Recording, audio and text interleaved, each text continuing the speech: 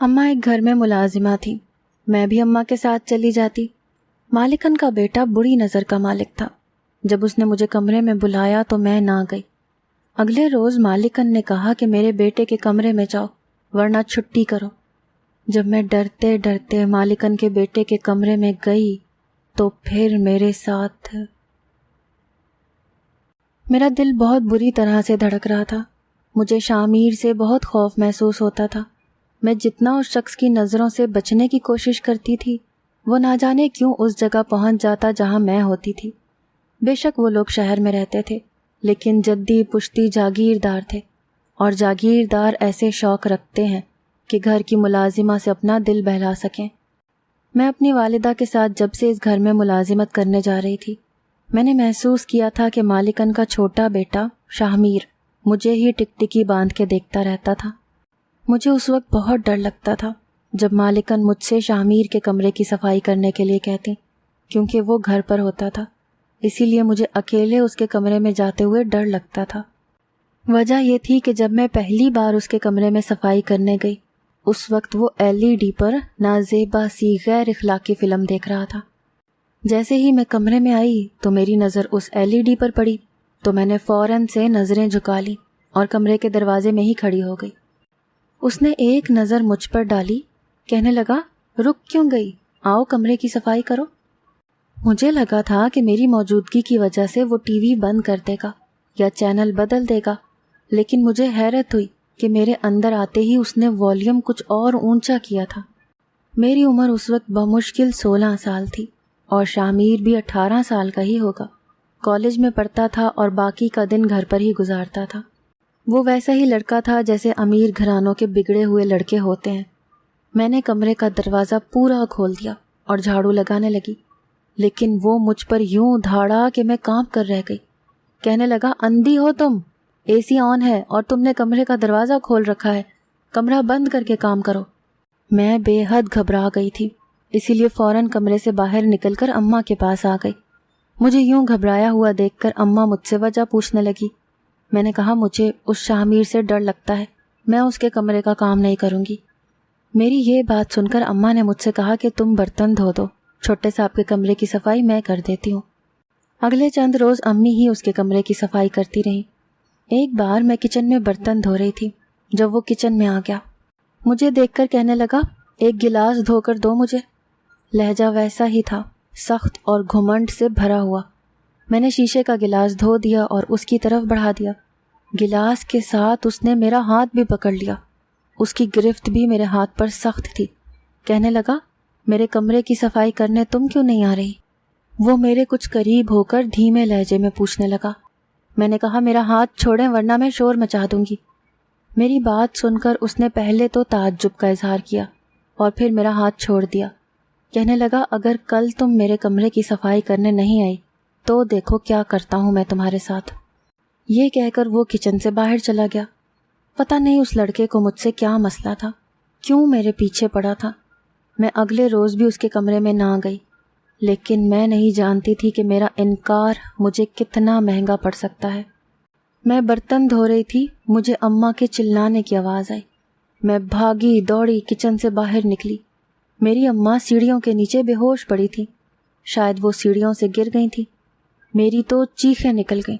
مالکن بھی وہیں پہنچ گئی، ڈرائیور کو بلا کر ہاسپٹل میں لے گئے۔ میں تو روئے جا رہی تھی۔ میری ماں کے پاؤں کی ہڈی ٹوٹ گئی تھی، وہ چلنے پھرنے سے قاصر تھی۔ مالکن نے ہاسپٹل کا سارا خرچہ اٹھایا تھا۔ اماں گھر پر بیٹھ گئی تھیں۔ 2 دن تو میں بھی کام پر نہیں گئی۔ تیسرے دن اماں مجھ سے کہنے لگیں کہ مالکن کے ہم پر بہت احسانات ہیں، اسی لیے تم کام پر چلی جاؤ۔ بات تو اماں کی بھی ٹھیک تھی۔ انہوں نے اماں کو بند مٹھی میں کئی ہزار کے نوٹ دیے تھے تاکہ مشکل پیش نہ آئے۔ میں تیسرے دن کام پر چلی گئی۔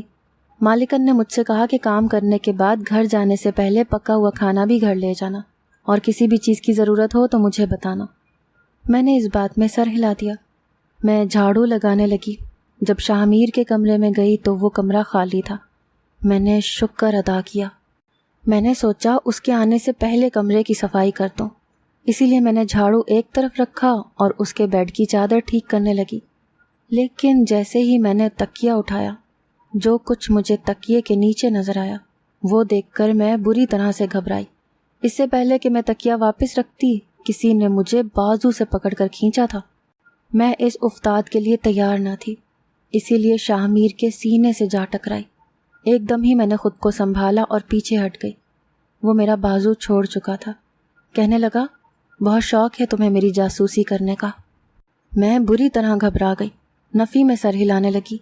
میں نے کہا کہ میں تو بس چادر ٹھیک کر رہی تھی، مجھے نہیں پتا تھا کہ… میری بات یہیں تک پہنچی تھی کہ اس نے میرے منہ پر ہاتھ رکھ کر مجھے مزید بولنے سے روکا۔ کہنے لگا، جو کچھ تم نے دیکھا ہے، اگر تم نے میری ماں کو بھنک بھی پڑنے دی تو یاد رکھنا بہت پچھتاؤ گی۔ وہ میرے بے حد قریب ہو کر مجھے دھمکا رہا تھا۔ میں اس وقت خوف زدہ اور بدحواس تھی۔ میں نے کہا، میں کچھ نہیں بتاؤں گی۔ اس کے بعد وہ مجھ سے کچھ پیچھے ہٹا۔ کہنے لگا، ویری گڈ، بس ایسے ہی میری ہر بات مانتی رہو گی تو خوش رہو گی، چلو اب اپنا کام کرو۔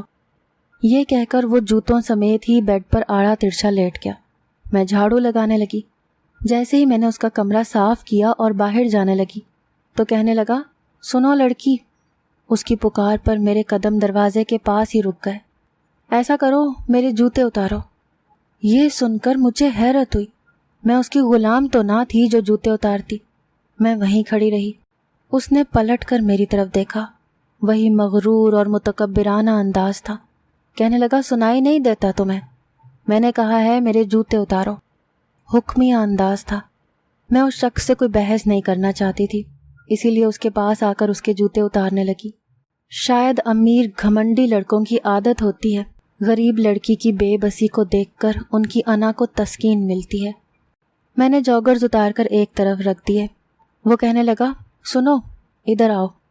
ایک کے بعد ایک حکم تھا جو وہ مجھے دیکھ کر میرا صبر آزما رہا تھا۔ کہنے لگا، تکیہ ہٹاؤ اور وہ سگریٹ میرے پاس لے کر آؤ۔ اب وہ بیڈ کے کراؤن سے ٹیک لگا کر کہہ رہا تھا۔ اس کے تکیے کے نیچے میں نے ایک شراب کی چھوٹی سی بوتل اور نشے کے سگریٹ دیکھے تھے۔ مالکن بے شک اپنے بیٹے سے بہت محبت کرتی تھی، لیکن ایسی باتوں سے یقیناً نا واقف تھی، ورنہ ضرور روکتی۔ میں نے تکیہ پیچھے کیا اور وہ سگریٹ کی ڈبیا شاہ میر کی طرف بڑھا دی۔ وہ کہنے لگا، اس میں سے سگریٹ نکالو اور منہ میں رکھو، پھر لائٹر سے جلاؤ۔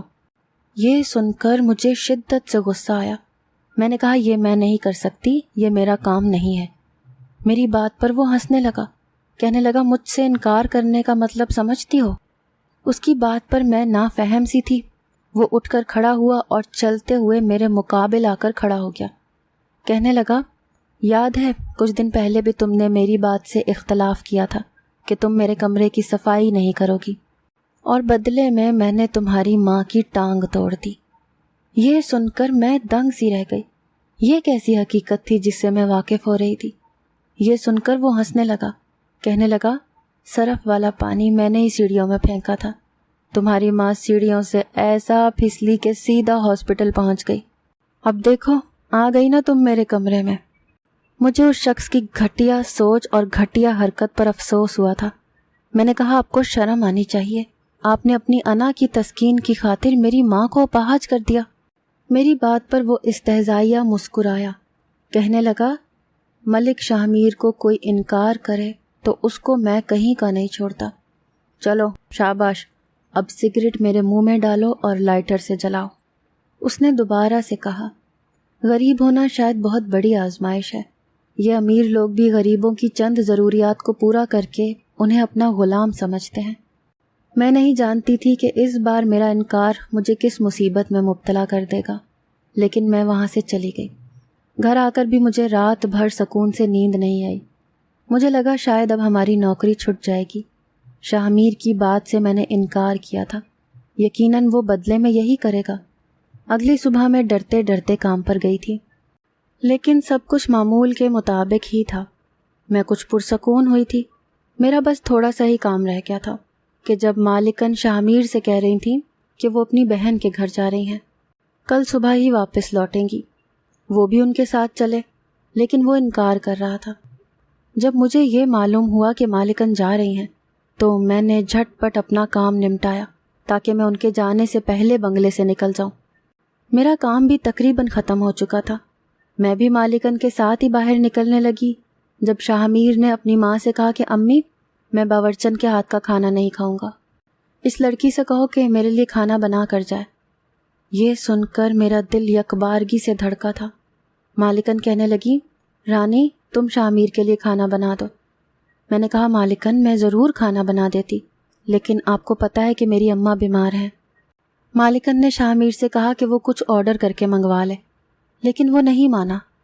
مالکن مجھ سے کہنے لگیں کہ رانی میں نے اپنے بیٹے کی ضرورت پوری کرنے کے لیے ہی ملازمین رکھے ہیں، اب اگر اس نے تمہارے ہاتھ کا کھانا کھانا ہے تو بنا دو۔ کیا میں تمہاری ماں کے لیے اتنا خرچہ برداشت نہیں کر رہی؟ کھانا بنانے میں وقت ہی کتنا لگتا ہے۔ وہ مجھ پر اپنا کیا گیا احسان جتا کر چلی گئی۔ مجھے کھانا بنانے پر اعتراض نہیں تھا، مجھے شاہ میر پر بھروسہ نہیں تھا۔ ابھی کل ہی تو وہ مجھے دھمکی دے رہا تھا۔ میں نے جلدی سے کچن کا رخ کیا اور باورچن سے پوچھنے لگی کہ شاہ میر کیا کھائے گا۔ اس سے پہلے کہ باورچن کچھ بتاتی، شاہ میر کچن میں آ گیا۔ باورچن سے کہنے لگا، تمہاری چھٹی ہے، تم اپنے گھر جاؤ۔ یہ سن کر میری رنگت اڑی تھی۔ وہ باورچن کچن سے باہر نکل گئی۔ وہ مجھ سے کہنے لگا، کھانا میں نے کھانا ہے تو مجھ سے پوچھو، باورچن سے کیوں پوچھ رہی ہو؟ مجھے بریانی کھانی ہے، ساتھ میں شامی کباب اور فش بھی فرائی کر لینا، اور میٹھے میں کسٹرڈ۔ وہ اچھا خاصا مینیو بتا کر باہر چلا گیا۔ میں جتنی جلدی سب کچھ بنا سکتی تھی بنا رہی تھی، لیکن یہ سب بناتے ہوئے بھی مجھے 2 گھنٹے لگ گئے تھے۔ مغرب بھی ہو چکی تھی اور اب تو اندھیرا بھی گہرا ہونے لگا تھا۔ مجھے گھر بھی اکیلے جانا تھا۔ میں نے سب کچھ بنا کر ڈائننگ ٹیبل پر سجایا اور اپنی چادر اوڑھ کر باہر نکلنے لگی۔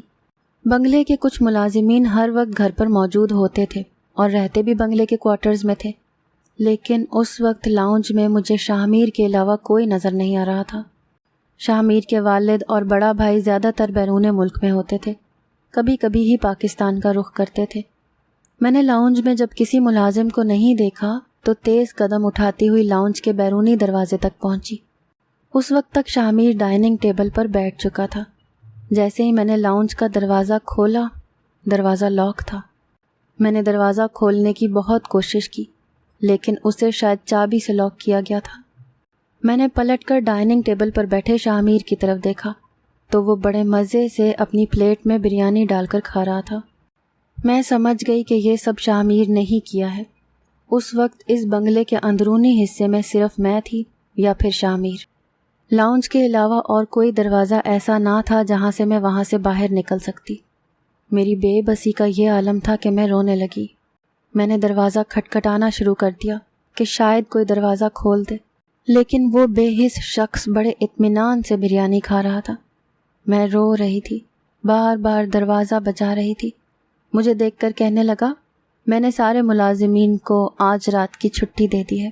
رانی، میرے علاوہ تمہاری پکار سننے والا آج کوئی نہیں ہے، اس لیے تم جتنا چاہے چلا سکتی ہو۔ یہ کہہ کر وہ بریانی کے ساتھ ساتھ کباب بھی کھانے لگا۔ میں اس کے پاس آ گئی۔ میں نے کہا، آپ پلیز یہ دروازہ کھول دیں، میری ماں پریشان ہو رہی ہوگی، رات ہو رہی ہے، مجھے میرے گھر جانا ہے۔ لیکن وہ شخص شاید اپنے سینے میں دل ہی نہیں رکھتا تھا۔ مجھ سے کہنے لگا، کہا تھا نا تم سے، مجھے انکار مت کیا کرو۔ دیکھ لیا نا اس کا نتیجہ؟ وہ کسٹرڈ پیالی میں ڈالتے ہوئے کہہ رہا تھا۔ میری جان پر بنی ہوئی تھی۔ میں نے کہا، میں آئندہ آپ کی کسی بات سے انکار نہیں کروں گی، لیکن پلیز مجھے جانے دیں، میرے ماں باپ میری وجہ سے پریشان ہو رہے ہوں گے۔ شاید میری بے بسی کی آخری حد تھی کہ میں نے اس کے سامنے ہاتھ جوڑ دیے۔ وہ کہنے لگا، دیکھو رانی، بات یہ ہے کہ اگر کوئی میری بات سے انکار کرے تو مجھے اس پر غصہ بہت آتا ہے اور میں بدلہ لیے بغیر نہیں چھوڑتا، لیکن تم میری منت سماجت کر رہی ہو تو ٹھیک ہے۔ اس نے کسٹرڈ کھاتے ہوئے کہا۔ یہ سن کر میری جان میں جان آئی۔ میں نے اپنے آنسو پونچھے اور کہا کہ وہ چابی مجھے دے دیں۔ میری بات سن کر کہنے لگا، چابی بھی دے دوں گا، اتنی بھی کیا جلتی ہے، پہلے یہ برتن اٹھاؤ یہاں سے۔ سب ملازم تو جا چکے ہیں تو اب یہ کام تو تمہیں ہی کرنا پڑے گا۔ میں کوئی بھی بحث نہیں کرنا چاہتی تھی۔ میں نے گھڑی کی طرف دیکھا، 8:30 بج رہے تھے۔ میں رونے لگی، جلدی سے سب کچھ اٹھایا، سمیٹا، برتن دھوئے۔ اور جب کچن سے باہر آئی تو شاہ لاؤنج میں نہیں تھا۔ اس کے کمرے کی لائٹ آن تھی۔ میرا جی چاہا پھوٹ پھوٹ کر رو دوں۔ میں اس وقت اس کے کمرے میں نہیں جانا چاہتی تھی، لیکن مجھے چابی لینی تھی جو اس بے حس شخص کے پاس تھی۔ میں اس کے کمرے کے باہر ہی کھڑی رہی، کمرے پر دستک دی۔ وہ کہنے لگا، دروازہ کھلا ہے، اندر آ جاؤ۔ میں نے ذرا سا دروازہ کھولا، وہ بیڈ پر ٹیک لگائے بیٹھا تھا۔ میں نے دروازے پر کھڑے ہو کر کہا کہ مجھے لاؤنج کی چابی دے دیں، 10 بجنے والے ہیں، خدا کے لیے مجھے جانے دیں۔ میری بات سن کر وہ کہنے لگا، ہاں تو میں نے کب روکا ہے رانی، جاؤ، لیکن پہلے وہ سگریٹ تو مجھے لا دو۔ وہ میری بے بسی کا پورا فائدہ اٹھا رہا تھا۔ میں کمرے میں آئی، سامنے سائڈ ٹیبل کے اوپر ہی سگریٹ اور لائٹر پڑا تھا، ساتھ ہی ایک کانچ کا گلاس بھی تھا۔ میں نے سگریٹ اور لائٹر لیا اور اس شخص کے پاس آ گئی۔ اس نے اشارے سے مجھے کہا کہ میں سگریٹ اس کے منہ میں رکھوں۔ میرے ہاتھ بری طرح سے کپکپا رہے تھے۔ میں سگریٹ اس کے منہ میں رکھ کر جلایا۔ سگریٹ کا ایک کش لے کر اس نے دھواں میرے منہ پر اڑایا تھا۔ کہنے لگا، اب میرے روم فریج سے شراب نکالو اور گلاس میں ڈالو۔ اس کی یہ بات سن کر میں وہیں کھڑی رہی۔ کہنے لگا، رانی 10 بج رہے ہیں، تم جتنی دیر کرو گی لوگ انگلیاں تم ہی پر اٹھائیں گے، چلو جلدی کرو۔ مسلسل رونے سے میری ہچکی بند گئی تھی، لیکن اس شخص کے سینے میں جیسے دل ہی نہیں تھا۔ میں نے اس کے کمرے میں رکھے روم فریج میں سے شراب کی بوتل نکالی اور اس کے پاس رکھے گلاس میں ڈال دی۔ اسی وقت وہ مجھے بازو سے پکڑ کر اپنی جانب کھینچ چکا تھا۔ میری سسکیاں اس کمرے میں گونجتی رہیں، لیکن سننے والا کوئی نہ تھا۔ رات کے 3 بجے اس شخص نے مجھے لاؤنج کی چابی دی تھی، میرا سب کچھ برباد کرنے کے بعد۔ مجھ سے کہنے لگا، ابھی بھی رات کی سیاہی باقی ہے رانی، جلدی سے اپنے گھر چلی جاؤ، کسی کو پتہ نہیں چلے گا کہ تمہارے ساتھ کیا ہوا ہے۔ اس کی بات سن کر میرا جی چاہا میں اس شخص کا قتل کر دوں، لیکن یہ شاید میرے اختیار میں نہ تھا۔ میں نے کہا کہ جیسے تم نے مجھے برباد کیا ہے، خدا کرے تم بھی برباد ہو جاؤ، تمہیں کبھی چین نہ آئے، تم روتے رہو، کوئی تمہارے آنسو پونچھنے والا نہ ہو۔ یہ کہہ کر میں نے چابی لی اور باہر چلی گئی، لیکن میں اپنے گھر نہیں گئی تھی، بلکہ میرا رخ مین روڈ کی طرف تھا۔ میں زندہ رہنا چاہتی ہی نہیں تھی، کیونکہ اگلی زندگی میرے لیے صرف بدنامی ہی لے کر آتی۔ اچھا تھا کہ میں کسی گاڑی سے ٹکرا کر مر جاتی۔ میرے ماں باپ بھی یہی سمجھتے کہ میں ایکسیڈنٹ کی وجہ سے مر گئی ہوں۔ میرے سامنے سے ایک تیز رفتار گاڑی آ رہی تھی۔ اس وقت سڑکیں سنسان تھیں، اسی لیے گاڑی کی رفتار بہت تیز تھی۔ جب وہ قریب آنے لگی تو میں اس گاڑی کے سامنے کھڑی ہو گئی اور اپنی آنکھیں بند کر لی۔ بڑی زور سے وہ گاڑی مجھ سے ٹکرائی تھی، اور پھر میرا سر کسی چیز سے بڑی زور سے ٹکرایا تھا۔ میں ہوش و حواس سے غافل ہوئی تھی، لیکن جیسے زندگی ہمارے اختیار میں نہیں ہوتی، موت بھی نہیں ہوتی۔ میرے ساتھ بھی یہی ہوا تھا۔